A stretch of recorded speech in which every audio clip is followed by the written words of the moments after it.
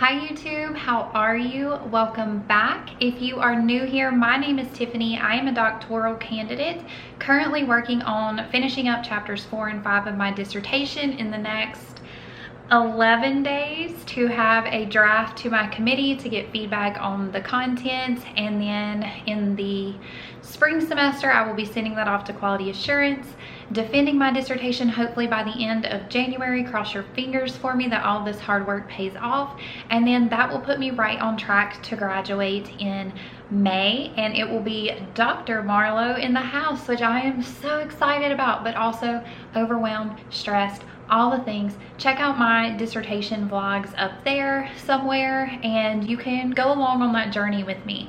Today's topic though is dissertation related, but not necessarily just about me. I am going to share some examples from my own experience to help these things make sense, but today I'm just going to be giving you some tips for selecting your dissertation topic.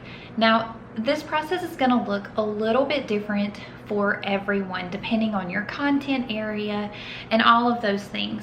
But in general, this is what has worked for me, and I think these tips will be helpful for you too. So grab whatever drink you are interested in today. I'm having an energy drink because my kids get off the bus in just a few minutes and I have been riding all day, so mama's gonna need it. All right, let's get into it. My first tip is actually going to take us back in time just a little bit. So if you are already a doctoral student, don't stress, this part's not gonna take long, but if you are someone who is finishing up a master's or you have finished up and you're considering going back to school for your doctorate, this part is for you. It is so important to select an area of interest for your research prior to selecting your doctoral program. I think it's really important, instead of just diving and rushing in, to make sure you have a general area of interest. Now, if you get into the program and you learn or you are exposed to new things and you change it, that's different. If you have at least a general area before you ever select the school, it is going to set you up on a much better path. So for example, I did not have my dissertation topic when I joined my program and selected it. I did not know what my research questions would be, my theoretical framework, which would be my lens of analysis. I didn't know any of that yet. But what I knew is that I was passionate about history curriculum.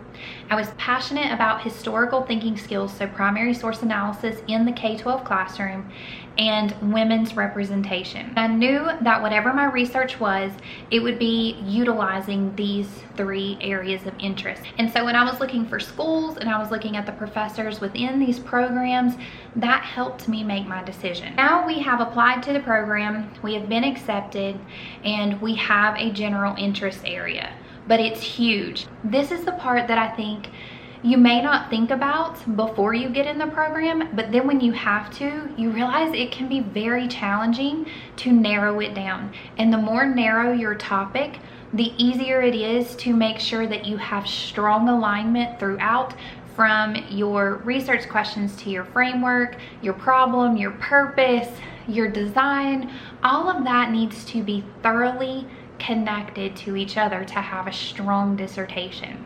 How do we narrow it down? Tip number 1 is, once you know that area, start researching literature right away. Start looking broadly in what is already being done in this area, and then we're going to take what we find to get more specific. So first, what work has been done? So for me, what has been done with gender and social science research? What are people saying about using primary sources in the classroom? What in general is being done in, what's 2021 right now? So what in general is being done in 2021 regarding history curriculum? And read those studies. And once you've identified what has been done, I am positive that if this is a topic that you are really passionate about, you are going to start having some studies that will stand out to you. For me, the topics about gender and social science research, so women's representation, were the ones that I kept going back to.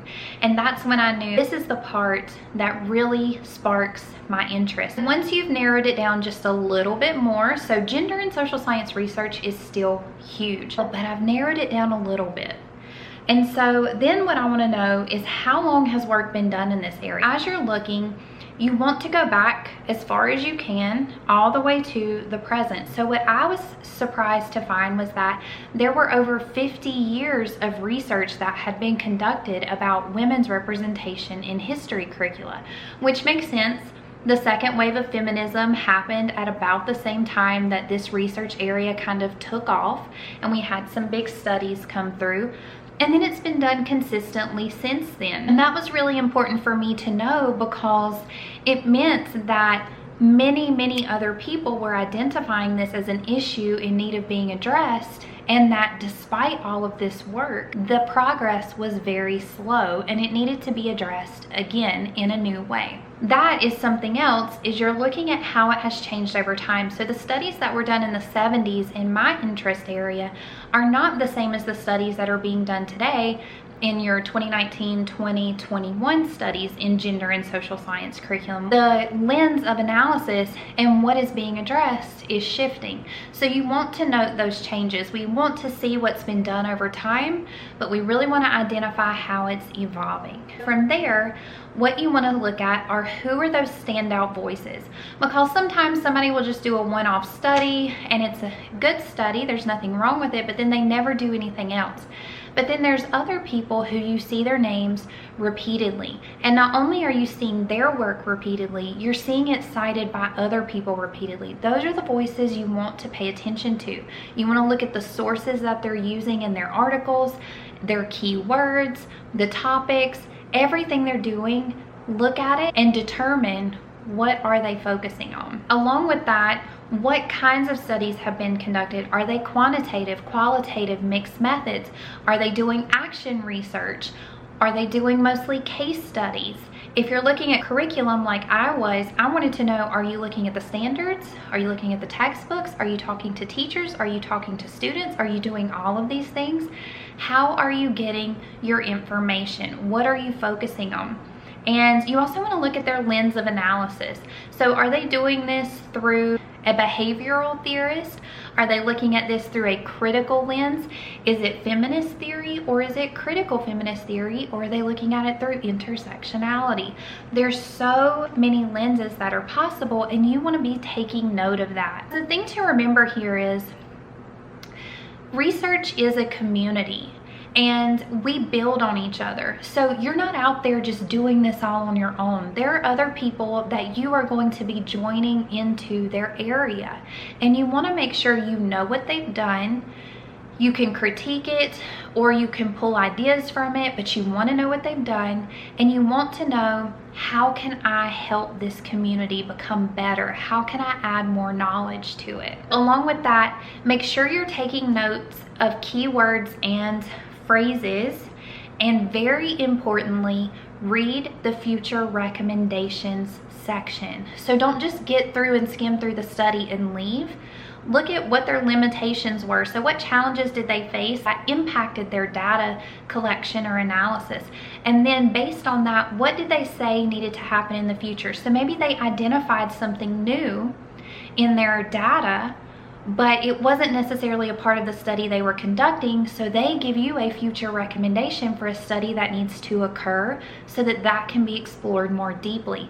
And that is how you find out what you should study, and you start narrowing down that topic. Eventually, some of these future recommendations, if this is a topic you really care about, are going to go off like light bulbs in your head, and from there you're going to take off, and that will narrow your topic down. As you continue to ask these questions, so it's not like you ask once. As you find new studies, you're asking again and again, what are the keywords? What are the limitations? What are the future recommendations? How did they design this study? What was their lens of analysis? All of these things are going to be asked over and over, and eventually you will come to your topic. Now, I got to my topic and I was pretty much narrowed down. I had decided that I was going to talk to teachers, and I was going to look at standards across all of the United States for world history, and that was going to be my study. I was really excited about this. It was gonna be big, it was gonna be a lot of data, but I was so excited to recruit teachers through social media all over the country and to look at standards from all of the states. As I continued to read, I stumbled across some critiques of gender and social science research. And this is my final tip to you. Look for the critiques. Now, not all the time the critiques are not always right or perfect, or they may have a little bit of a biased perspective.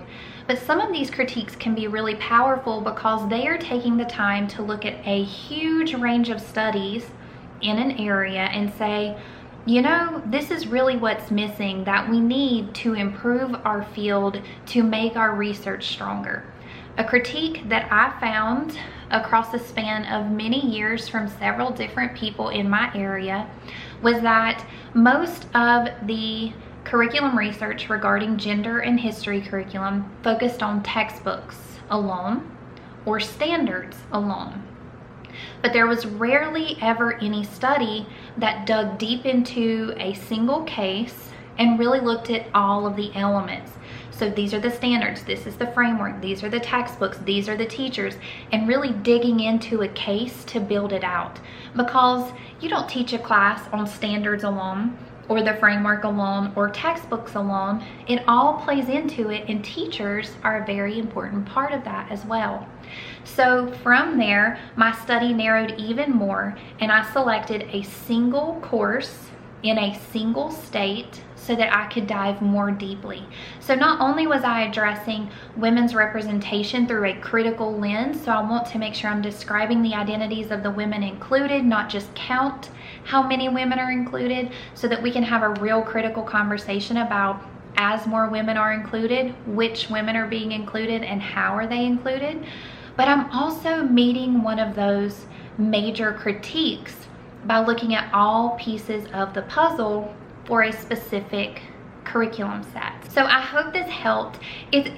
These are general, but I tried to give you specifics through my own experience, and I hope that that helped you. Like I said, it's gonna look different depending on your content area, what research looks like in your content area. If you are working in a field where everything is new and innovative, finding existing literature may be a challenge, which is, again, a good reason to look at things that are being done adjacently to see how that might spark some ideas of how you could bring it into your area of interest. Anyway, if you have questions about this process or anything that I shared, please leave them down in the comments. This is something that I really enjoy talking about. I love listening to people talk about their topics and giving them feedback and trying to just be kind of a soundboard to help them work out their dissertation topics. So if I can ever help with that, please let me know. And if you want more videos like this, like, subscribe, and let me know that in the comments too. All right, gotta get the kids off the bus, gonna chug this energy drink, and I will see y'all in the next one. Bye.